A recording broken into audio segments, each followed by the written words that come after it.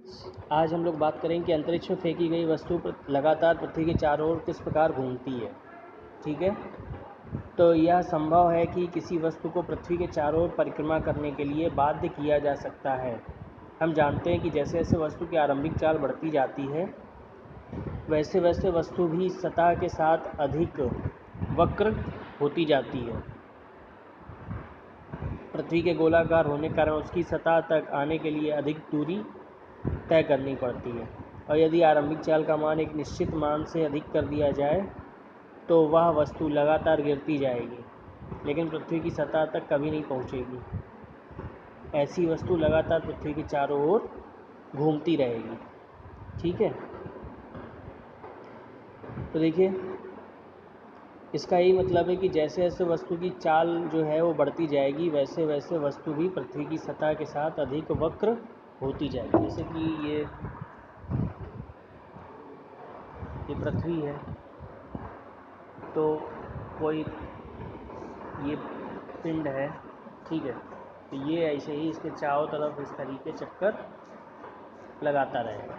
ठीक है, ये पृथ्वी की सतह तक तो नहीं पहुंच पाएगा लेकिन ये ऐसे ही चक्कर जो है ये आपका लगाता रहेगा। ठीक है, बस ये है कि आरंभिक चाल का मान एक निश्चित मान से अधिक कर दिया जाए तो वस्तु लगातार गिरती जाएगी लेकिन पृथ्वी की सतह तक नहीं पहुंचेगी। मतलब वही है कि आरंभिक चाल जो है जो उसको दी गई है उसका मान एक निश्चित मान से अधिक है। ठीक है, अब बात करते हैं प्रणोद तथा दाब की। प्रणोद क्या होता है? किसी वस्तु की सतह के लंबवत लगने वाला बल प्रणोद कहलाता है, थ्रस्ट, इसी को ही थ्रस्ट कहते हैं। और दाब प्रति एकांक क्षेत्रफल पर लगने वाला प्रणोद दाब कहलाता है। तो जैसे कोई सतह है तो इस सतह पर जो ये लंबवत ये जो बल लग रहा है, ठीक है, ये प्रणोद हो गया।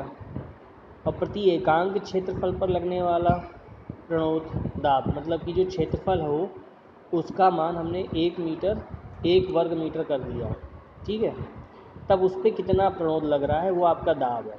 ठीक है, दाब बराबर, और प्रणोद का मतलब बल ही होता है, तो P बराबर F/A आप लिख सकते हो।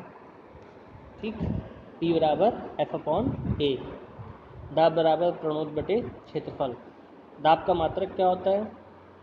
तो दाब का मात्रक आपका न्यूटन और क्षेत्रफल का मात्रक वर्ग मीटर होता है। तो दाब का एसआई मात्रक क्या हो गया? P बराबर F/A। तो F का मात्रक यानी बल का मात्रक एसआई मात्रक जो होता है वो न्यूटन होगा, और क्षेत्रफल का मात्रक क्या होता है? Metre square. तो दाब का मात्रक हो गया न्यूटन पर मीटर स्क्वायर या न्यूटन प्रति वर्ग मीटर। ठीक है, और दाब का एसआई मात्रक क्या है? पास्कल। इसे PA से प्रदर्शित करते हैं।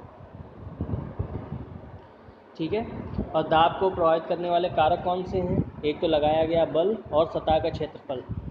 ठीक, तो देखिए जैसे कि फार्मूला आपके पास है P बराबर F/A, P